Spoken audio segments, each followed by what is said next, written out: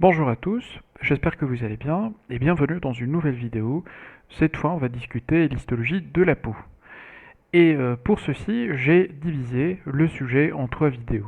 Donc en premier, on va voir l'épiderme, puis après le derme et enfin l'hypoderme.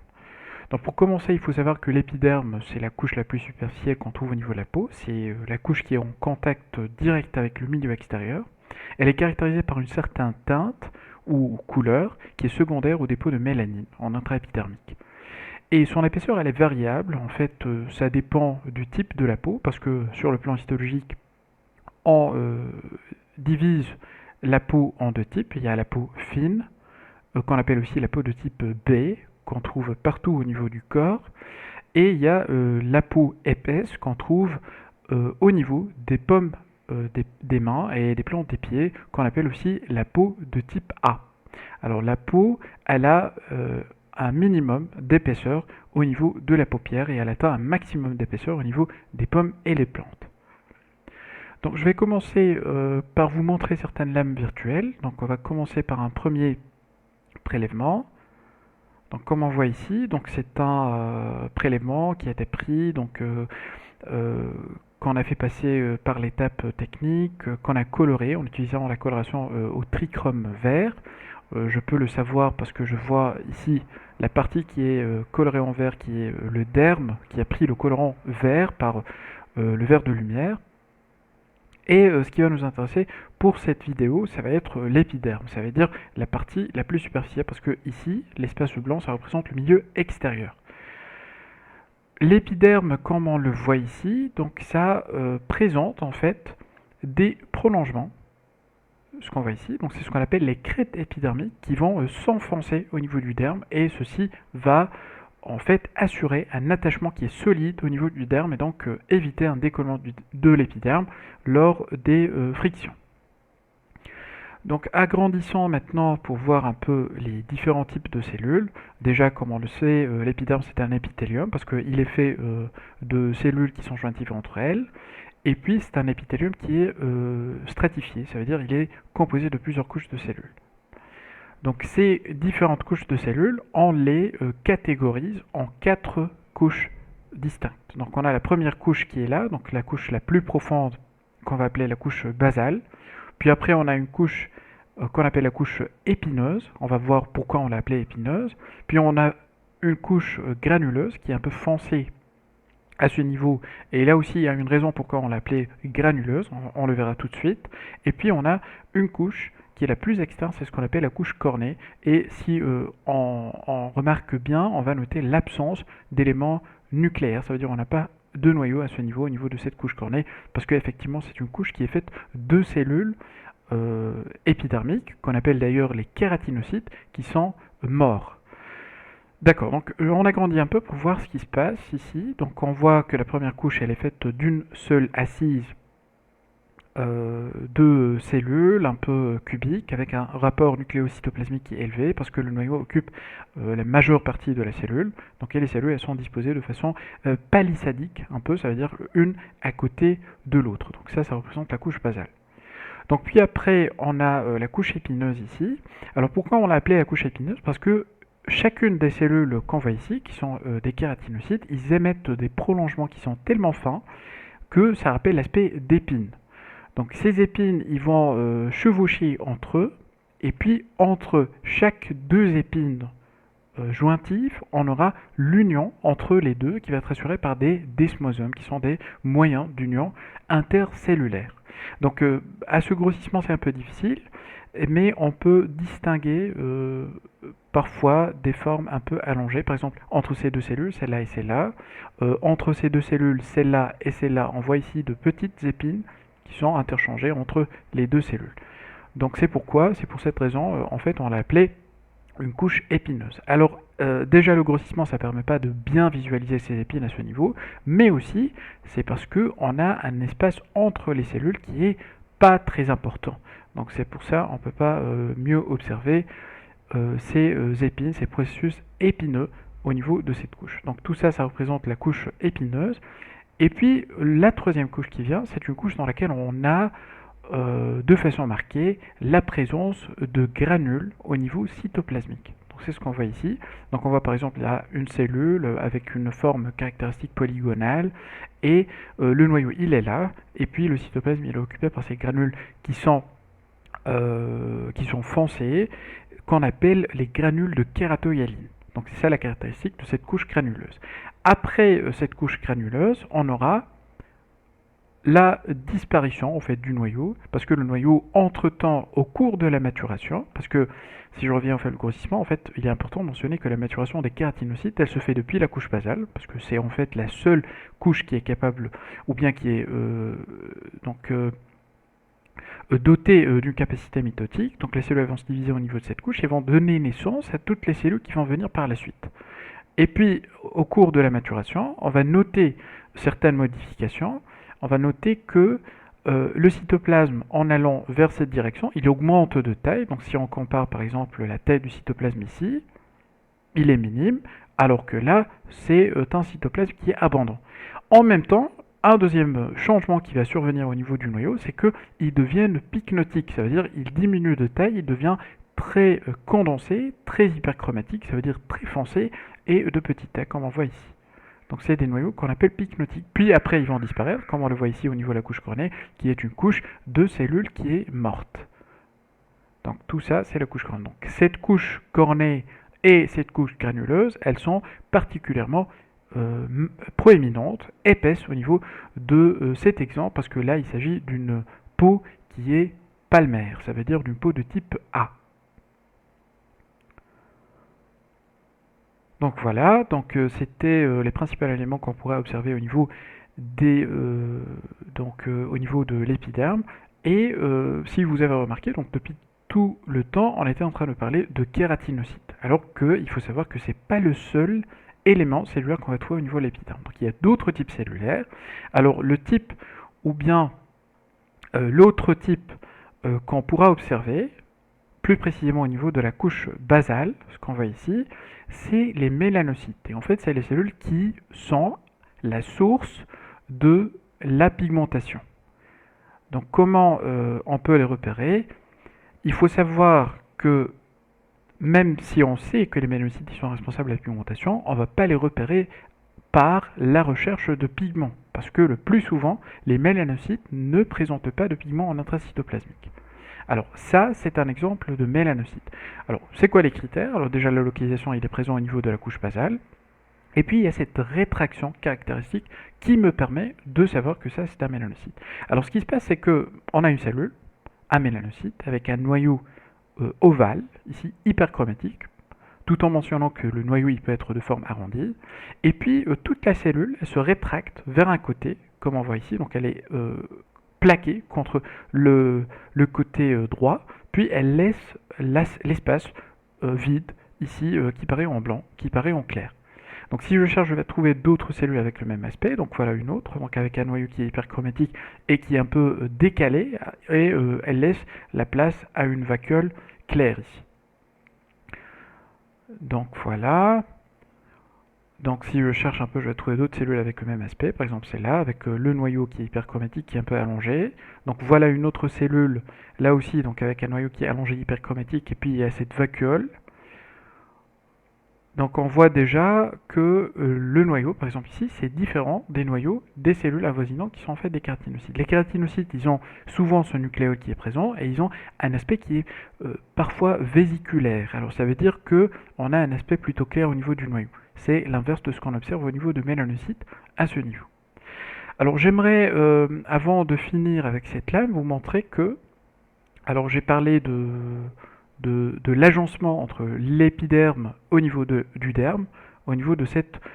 on a dit qu'il était favorisé en fait par la présence de ces crêtes épidermiques qui vont donc s'insérer au niveau du derme, et il est important de mentionner que fort grossissement, on a à voir également des prolongements à partir de cellules basales individuelles. Ce qu'on voit ici, les minuscules prolongements qui paraissent éosinophiques et qui s'insinuent dans le derme, en fait, c'est des prolongements qui sont dotés d'hémidesmosomes, qui sont des moyens de fixité des cellules basales au niveau du derme, et plus précisément au niveau de la lame basale. Donc j'aimerais passer maintenant à une deuxième lame, donc qui est celle-là. Alors sur ce cas, je vous montre une peau qui est malade. Donc j'ai un malade qui est suivi pour un eczéma. Je vous oriente tout d'abord.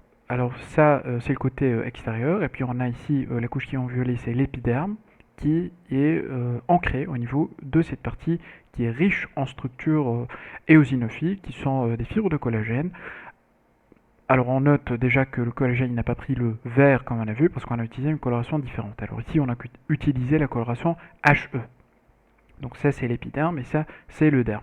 Et puis je vous montre ce cas d'eczéma parce qu'au cours de l'eczéma, l'une des lésions qu'on va observer c'est ce qu'on appelle la spongiose. Alors la spongiose c'est un œdème au niveau intraépidermique. Alors ça c'est mon épiderme, voilà, donc on voit ici la couche basale et puis la couche qui suit c'est la couche épineuse. Alors la couche épineuse on voit que elle est faite des kératinocytes qui sont agencés, donc l'une à côté de l'autre.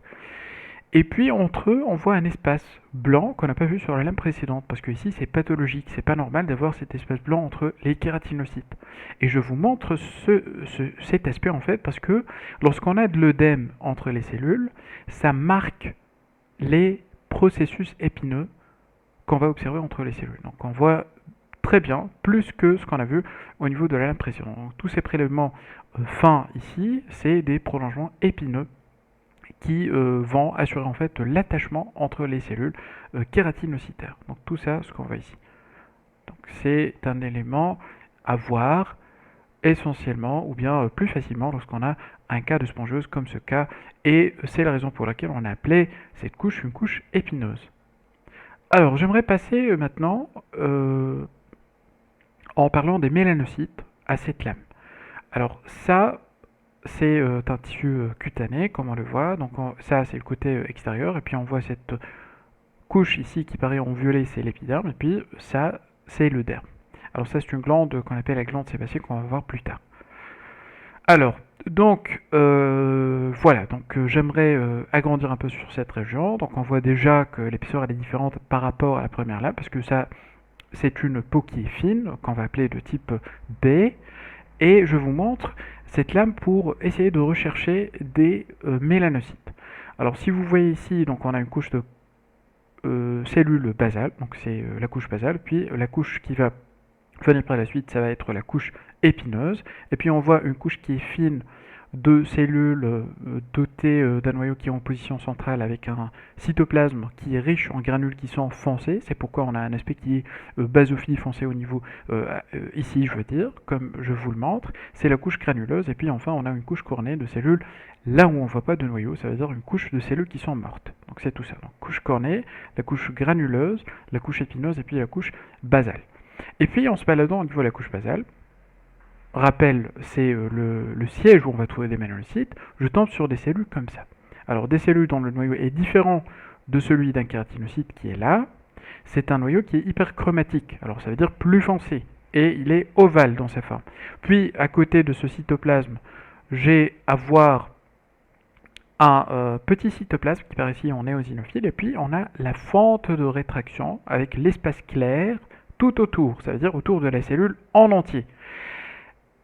Voilà un autre exemple, donc un mélanocyte avec le noyau, un petit peu de cytoplasme qui paraît ici en éosinophile, et puis la vacuole qui entoure toute la cellule, et pas que le noyau. Si je me balade un peu, je pourrais trouver d'autres exemples. Voilà un joli exemple de noyau ovale, hyperchromatique foncé, un cytoplasme, et puis la vacuole, l'espace clair qui est autour de la cellule en entier, ça veut dire il entoure à la fois le noyau et le cytoplasme. Donc c'est le critère que je vais utiliser bien sûr pour dire que c'est un mélanocyte.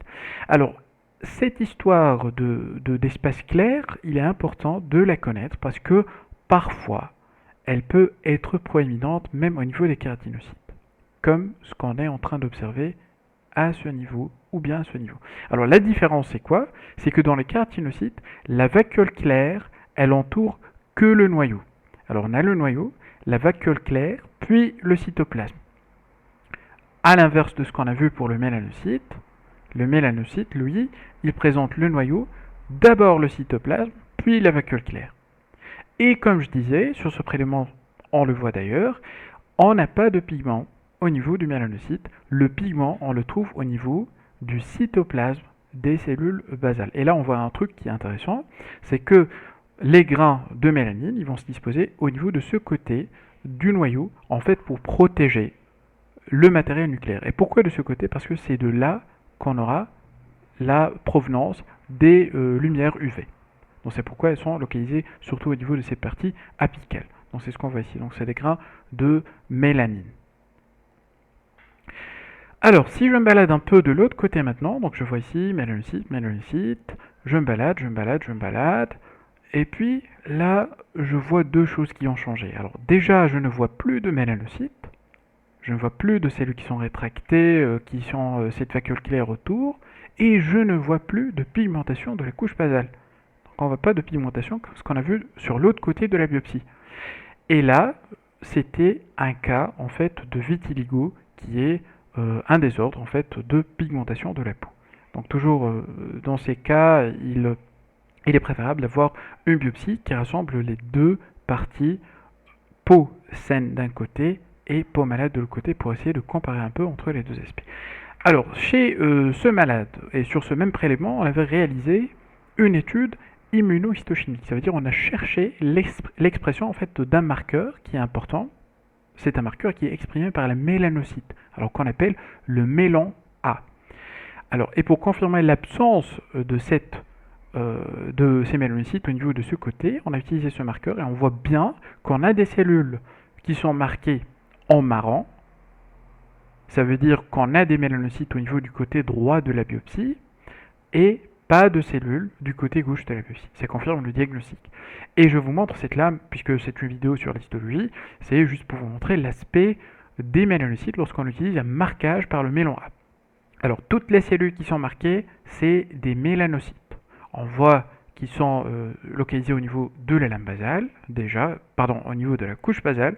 Et puis, il y a une autre caractéristique importante, c'est que c'est des cellules qui émettent des prolongements dendritiques. Donc voilà le corps de la cellule, du mélanocyte, et puis ça émet des prolongements dendritiques qui s'insinuent un peu entre les kératinocytes. Alors la cellule ici au niveau de son corps, elle va synthétiser les grains de mélanine, ils vont se maturer et migrer et passer par un mécanisme exceptionnel qui n'existe que pour les mélanocytes, qu'on appelle la transcytose. Ça veut dire un passage directement de granules de mélanine directement du cytoplasme du mélanocyte vers le cytoplasme d'un kératinocyte, donc qui va permettre la protection par la suite du noyau grâce à ces pigments de mélanine. Et puis voilà, toutes les cellules, tous les éléments qui sont marqués par le marron, c'est en fait des mélanocytes. Donc on arrive à la fin pour les lames virtuelles, donc j'aimerais passer à une petite récapitulation de ce qu'on vient de voir. Donc comme on a dit, l'épithélium que forme qui constitue l'épiderme, il est fait de plusieurs couches. Donc on a une première couche la plus superficielle qui est la couche cornéenne qui est faite de kératinocytes qui sont anucléés sans noyau. C'est en fait des cellules qui sont mortes, c'est ce qu'on appelle la kératine. Alors la couche granuleuse, c'était une couche de cellules caractérisées par la présence de granules qu'on appelle les granules de kératoïline. Donc on trouve généralement de 1 à 3 cellules, mais ça dépend parce qu'en fait, comme on l'a vu, sur une peau qui est épaisse, c'est un nombre qui est important par rapport à une peau qui est fine. La couche épineuse, c'était caractérisé par les prolongements épineux, et puis entre ces prolongements épineux, on trouvait des moyens de jonction qu'on appelle les desmosomes. Et la couche épineuse, c'est la couche la plus importante en matière d'épaisseur, donc avec 5 à 10 cellules. Et la couche basale qui est faite d'une seule assise de cellules, caractérisée par la présence d'hémidesmosomes qui vont maintenir ou qui vont en fait assurer la jonction et l'ancrage de cette couche au niveau du derme et plus précisément au niveau de la membrane basale. Les types cellulaires prédominance des kératinocytes, donc l'union entre ces cellules, elle est assurée par des desmosomes. Sur le plan marqueur, sur le plan molécule, donc elles sont caractérisées par une expression de la cytokératine 5,6 et la P63. Et on a vu aussi les mélanocytes, comme on l'a dit, elles sont responsables de la production de mélanine et caractérisées par un cytoplasme qui est plus ou moins clair, des noyaux qui sont arrondis ou ovales et qui sont hyperchromatiques. Et comme on a dit, donc ça exprime plusieurs marqueurs, le S100, l'HMB45, le mélan A et la tyrosine. Donc ça, c'était la première partie concernant l'épiderme. Donc on va continuer la prochaine fois avec les autres types cellulaires qui restent. J'espère que ça a été utile pour vous et je vous dis à très bientôt pour une prochaine vidéo.